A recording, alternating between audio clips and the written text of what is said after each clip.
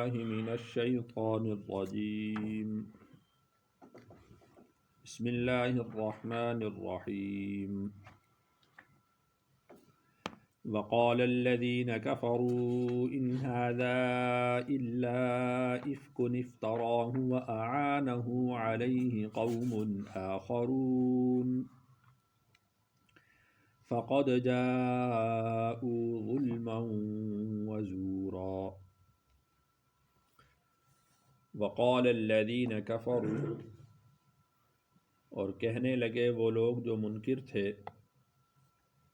ان ھذا الا افک نہیں ہے یہ مگر ایک جھوٹ افتراہ جس کو اس نے گھڑ لیا ہے وَأَعَانَهُ عَلَيْهِ اور مدد کی ہے اس کی اس گھڑنے پر قوم آخرون دوسرے لوگوں نے فقد جاءوا ظلما وزورا پس وہ لائے بے انصافی اور جھوٹ۔ جیسا کہ کل میں نے عرض کیا تھا کہ سورۃ الفرقان میں منکرین کا ذکر کثرت سے ہے، تو اس آیت میں اللہ تعالیٰ نے وقال الذین کفروا سے اسی بات کی طرف اشارہ فرمایا ہے کہ جو لوگ منکر تھے تو انہوں نے یہ بات کہی۔ تو اس آیت میں رسول اللہ صلی اللہ علیہ وسلم پر اور قرآن مجید پر ایک اعتراض کیا گیا ہے، ایک سوال اٹھایا گیا ہے کہ قرآن نعوذ باللہ یہ اللہ کی کتاب نہیں ہے، بلکہ حضور صلی اللہ علیہ وسلم پر یہ الزام لگایا گیا کہ آپ علیہ الصلاۃ والسلام نے اس کتاب کو، اس کلام کو خود سے بنا لیا ہے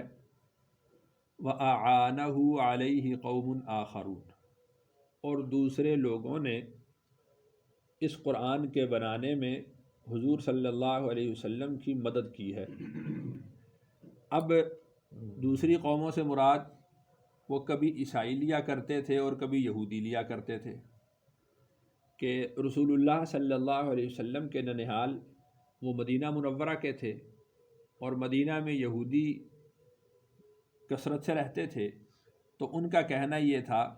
کہ نعوذ باللہ یہ یہودیوں نے کلام گھڑ کے حضور صلی اللہ علیہ وسلم کو دے دیا ہے اور حضور علیہ الصلاۃ والسلام جو ہیں یہ لوگوں کو قرآن یعنی جو قرآن ہے اس کو سناتے ہیں اور یہ کہتے ہیں کہ یہ اللہ کی طرف سے نازل کردہ ہے۔ اللہ نے ارشاد فرمایا کہ فقد جاءوا ظلما وزورا، وہ لوگ بہت نا انصافی اور جھوٹ کی بات کر رہے ہیں کہ اللہ کے کلام کو، اور ایسا کلام کہ جس کی فصاحت اور بلاغت کا مقابلہ آج تک کوئی کلام نہیں کر سکا، اور ایسا اللہ کا کلام کہ جس میں حکمتیں اور جو راز پوشیدہ ہیں وہ بڑے بڑے عقلاء کی عقلوں کو حیرہ کر رہی ہیں، اور اسی طرح ایسا کلام ہے کہ جس میں احکام بیان کیے گئے ہیں، قوانین بیان کیے گئے ہیں، حکمت اور دانائی کی باتیں کہی گئی ہیں، اللہ کی طرف رجوع اور دعائیں اس میں سکھائی گئی ہیں، تو ایسے کلام کو کہنا کہ افک افتراہ، یہ اس سے بڑا ظلم اور جھوٹ اور کیا ہو سکتا ہے۔ وقالو اور وہ کہتے تھے اساطیر الاولین پہلوں کی کہانیاں ہیں، اکتتبھا جس کو لکھ لیا ہے اس نے، فہی تملی علیہ اور وہ ان پر پڑھی جاتی ہیں، بکرۃ و اصیلا صبح اور شام کو۔ دراصل نماز کے یہ 5 وقتہ فرض ہونے سے پہلے 2 وقت ہی نماز ہوا کرتی تھی، ایک صبح کے وقت میں اور شام کے وقت میں، تو حضور صلی اللہ علیہ وسلم کے پاس صحابہ کرام صبح اور شام میں جمع ہوتے تھے، تو آپ علیہ الصلاۃ والسلام کے ساتھ مل کر نماز پڑھا کرتے تھے، تو آپ علیہ الصلاۃ والسلام ان کو صبح اور شام میں جو وحی، جتنا بھی وحی کا حصہ نازل ہوا ہوتا تھا وہ سنا دیا کرتے تھے۔ تو اس کو انہوں نے یہ کہہ دیا کہ یہ تو پہلوں کی کہانیاں ہیں، اکتتبھا کہ حضور صلی اللہ علیہ وسلم نے یا تو ان کو خود لکھ لیا ہے یا پھر کسی سے اس کو لکھوا لیا ہے، فَهِيَ تُمْلَىٰ عَلَيْهِ بُكْرَةً وَأَصِيلًا، تو ان کو صبح اور شام اپنے دوستوں پر پڑھ کر سنا دیتے ہیں۔ یعنی ان کی قرآن کی حیثیت ان کے نزدیک پہلوں کی کہانیوں کے علاوہ اور کچھ نہیں ہے۔ تو اللہ نے ارشاد فرمایا، قل، آپ فرما دیجئے، انزلہ الذی، کہ نازل کیا ہے اس کو اس ذات نے، یعلم السر فی السماوات والارض، جو جانتا ہے بھید آسمانوں کے اور زمین کے، انہ کان غفورا رحیما، بے شک وہ معاف کرنے والا اور رحم کرنے والا ہے۔ یعنی یہ جو تم بات کر رہے ہو، تمہاری بات دراصل جھوٹ پر مبنی ہے۔ اور یہ اعتراض صرف یہاں پر ہی ذکر نہیں کیا گیا، بلکہ قرآن کے مختلف حصوں میں اللہ تعالیٰ نے مشرکین کے اس اعتراض کو ذکر کیا ہے، اور مختلف جگہوں پر اللہ تعالیٰ نے اس کا جواب بھی عنایت فرمایا ہے۔ مثال کے طور پر اللہ تعالیٰ نے ایک جگہ یہ اس کا جواب دیا، بھئی اگر قرآن کو رسول اللہ صلی اللہ علیہ وسلم نے یہودیوں کی یا بقول تمہارے عیسائیوں کی مدد سے تیار کر رکھا ہے، تو پھر یہودی بھی تو دنیا میں موجود ہی ہیں نا، عیسائی بھی دنیا میں موجود ہی ہیں، تو تم بھی جاؤ ان کے پاس اور ان سے اس طرح کا قرآن بنا کر لے آؤ۔ اگر قرآن پورا نہیں بنا کر لا سکتے تو تم 10 صورتیں ہی بنا لو، اگر 10 صورتیں نہیں بنا سکتے تو اس قرآن جیسی ایک صورت بنا لو۔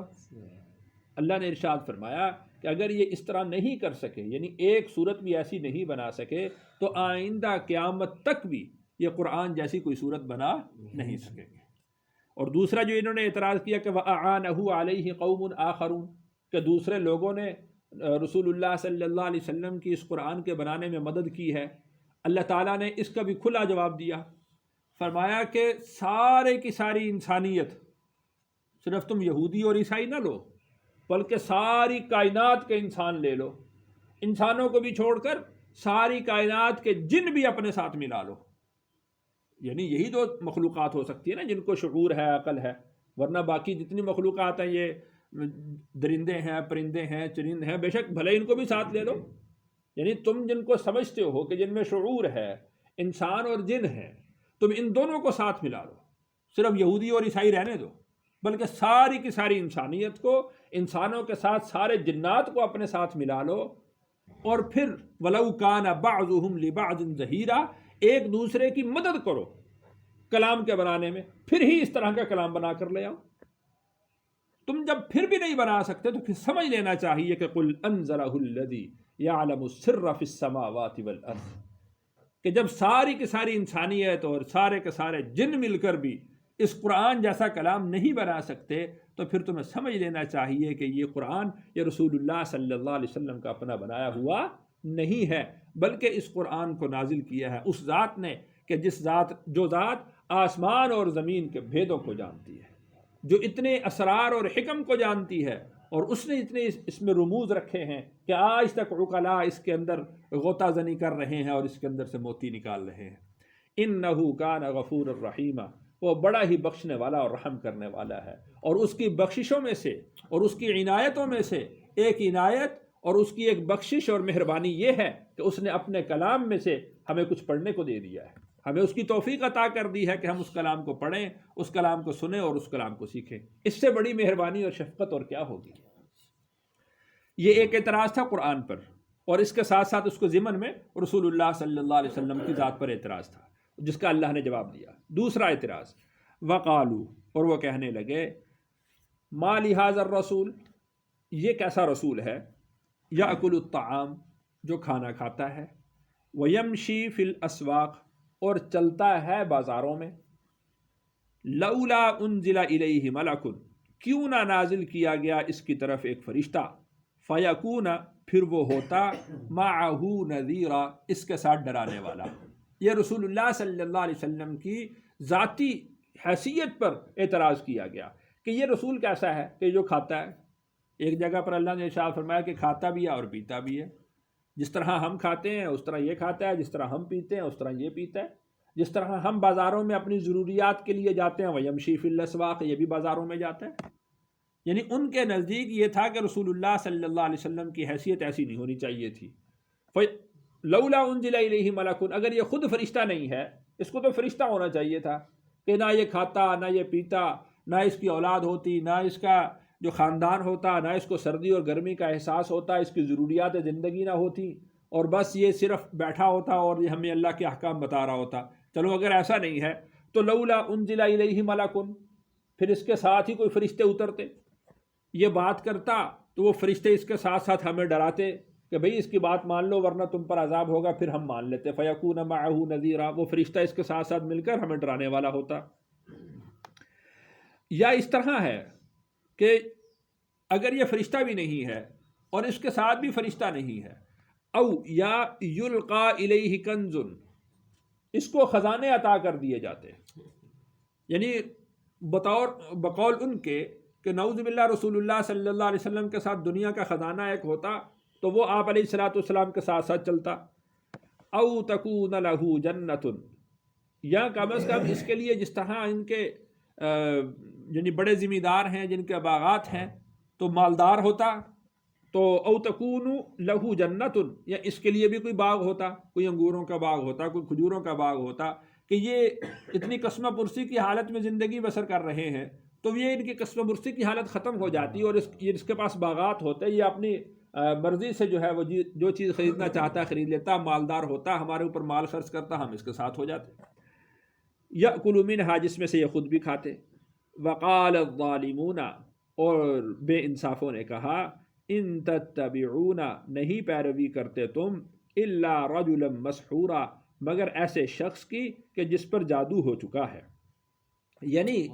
رسول اللہ صلی اللہ علیہ وسلم کو وہ لوگ رجل مسحور کہتے، یعنی ایسا شخص کہ جس پر جادو ہو چکا ہے۔ اب آپ دیکھ لیں کہ بالفرض ہمارے معاشرے کے اندر کسی شخص پر جادو ہو جائے اور کسی وقت میں وہ کوئی ایسی بہکی بات کہہ دے تو سب لوگ اس کو اگنور کرتے ہیں، اس کی طرف توجہ اور التفات نہیں کرتے، اور کیا کہتے ہیں بھئی اس پر اثرات ہیں چیزوں کے، تو اس وجہ سے اس طرح کی بہکی باتیں کر لیتا ہے۔ تو نعوذ باللہ من ذالک، ان لوگوں نے رسول اللہ صلی اللہ علیہ وسلم کو رجل مسحور کہہ دیا، اس لیے کہ باقی باتوں میں، باقی چیزوں میں تو وہ رسول اللہ صلی اللہ علیہ وسلم کے پاس آ کر مشورہ کرتے تھے، آپ سے فیصلے کروایا کرتے تھے، آپ کو صادق اور امین کہتے تھے۔ آپ لوگ دیکھتے ہیں کہ رسول اللہ صلی اللہ علیہ وسلم نے جب ہجرت فرمائی ہے تو اس وقت مشرکین مکہ کی امانتیں حضور صلی اللہ علیہ وسلم کے پاس پڑی ہوئی ہیں۔ ویسے تو رسول اللہ صلی اللہ علیہ وسلم پر اتنا اعتماد کرتے تھے، لیکن جب اللہ کے رسول صلی اللہ علیہ وسلم اللہ کی وحدانیت کی بات کرتے، اللہ کی توحید کی بات کرتے، رسالت کی بات کرتے، دوبارہ جی اٹھنے کی بات کرتے، قرآن سناتے، تو پھر وہ کہہ دیتے کہ رجل مسحور ہیں، رجلا مسحورا۔ تو رسول اللہ صلی اللہ علیہ وسلم پر دوسرا اعتراض، یعنی آپ کی ذاتی حیثیت پر یہ اعتراض کیا گیا، یہ دوسرا اعتراض ہے۔ تو اللہ نے اس کا جواب ارشاد فرمایا، انظر، تم دیکھو، کیف ضربوا لک الامثال، یہ آپ کے لیے کیسی مثالیں بیان کرتے ہیں، کیسی باتیں آپ کے لیے کرتے ہیں کہ ان کے پاس جو ہے یہ کھانا نہ کھاتا، یہ بازاروں میں نہ چلتا، اس کے ساتھ فرشتہ نازل ہوتا، اس کے ساتھ خزانے نازل کر دیے جاتے، یا اس کے پاس باغات ہوتے۔ انظر، آپ دیکھ لیجئے، کیف ضربوا لک الامثال، کہ یہ کیسے آپ کے لیے مثالیں بیان کرتے ہیں۔ فضلوا، پس یہ لوگ خود گمراہ ہیں، فلا یستطیعون سبیلا، اب یہ لوگ راہ نہیں پا سکتے، یہ ہدایت کی راہ پر یہ لوگ نہیں آ سکتے۔ یعنی اس میں اگر آپ توجہ کریں تو اللہ تعالیٰ نے ان کے اعتراضات کی طرف التفات ہی نہیں کیا، ان کے اعتراضات کو کوئی اہمیت ہی نہیں دی، لیکن جو ان کے اعتراضات ہیں ان اعتراضات کو سوچنے اور سمجھنے کی طرف اللہ نے اشارہ کیا ہے کہ جب آدمی خود بہک جاتا ہے، جب دلائل میں مقابلہ نہیں کر سکتا، تو پھر دوسرے شخص کی ذاتی حیثیت پر وہ حملے کرتا ہے، اور اگر دوسرا شخص وہ سچا ہو تو اس کے لیے کبھی کہا جاتا ہے نعوذ باللہ کہ یہ جھوٹا ہے، کبھی کہا جاتا ہے کہ اس پر جادو کے اثرات ہیں، کبھی کہا جاتا ہے کہ دوسری قوم نے اس کی مدد کی ہے اور اس کے ساتھ کلام بنانے میں اس کے ساتھ تعاون کیا ہے، کبھی اس کو شاعر کہا جاتا ہے، کبھی مجنون کہا جاتا ہے۔ تو اب یہ بتاؤ کہ ذات ایک ہے، شخص سامنے والا ایک ہے، اور اس کے بارے میں تم کبھی ساحر کہتے ہو، کبھی جادوگر کہتے ہو، کبھی رجل مسحور کہتے ہو، کبھی کہتے ہو کہ دوسرے لوگوں نے اس کی مدد کی ہے۔ تو اب بتائیے کہ بہکا ہوا شخص کون ہے؟ یہ جو اعتراض کرنے والے ہیں، جب یہ خود ہی ایک بات پر متفق نہیں ہے، بھی بالفرض دیکھیں کہ ایک مجنون ایک پاگل یہاں مسجد میں آ جاتا ہے، ہم سب کو لوگ اس کو کبھی یہ کہیں گے کہ یہ شاعر ہے، کبھی کہیں گے کہ یہ مجنون ہے، کبھی یہ کہیں گے کہ یہ اس پر جادو ہو چکا ہے، کبھی یہ کہیں گے کسی آدمی نے اس کو اندر بھیج دیا، تو سب متفق ہو جائیں گے نا بھی یہ تو پاگل ہے بیچارہ، اس کو پکڑ کے جب ایک طرف بٹھا دو یا اس کو باہر نکال دو یا جو بھی، اور سب متفق ہوں گے نا۔ تو جب مشرکین خود ایک بات پر متفق نہیں ہو رہے تو اس کا مطلب کیا ہے کہ یہ لوگ رسول اللہ صلی اللہ علیہ وسلم کا دلائل میں مقابلہ نہیں کر سکے، یہ لوگ خود بہک گئے ہیں، ان کی عقل خود ٹکانے پر نہیں ہے، اور جتنی باتیں یہ رسول اللہ صلی اللہ علیہ وسلم کے لیے کہہ رہے ہیں دراصل یہی لوگ ان تمام باتوں کے زیادہ مستحق ہیں۔ رجل مسحور کہلانے کے یہ مستحق ہیں، نادان اور بے وقوف کہلانے کے یہ مستحق ہیں، اور یعنی مجنون کہلانے کے یہ مستحق ہیں۔ رسول اللہ صلی اللہ علیہ وسلم کے لیے دیکھو کس طرح کی مثالیں بیان کرتے ہیں۔ اللہ نے ارشاد فرمایا کہ فضلوا، بس یہ بہک گئے ہیں، اب یہ اپنے بہکاوے میں آ کر، اب یہ اپنے یعنی بھٹکنے میں آ کر ان کو سمجھ نہیں آ رہی کہ ہم رسول اللہ صلی اللہ علیہ وسلم کے لیے کس لفظ کا انتخاب کریں۔ اللہ تعالیٰ سے دعا ہے اللہ تعالیٰ مجھے اور آپ کو سمجھ نصیب کرے۔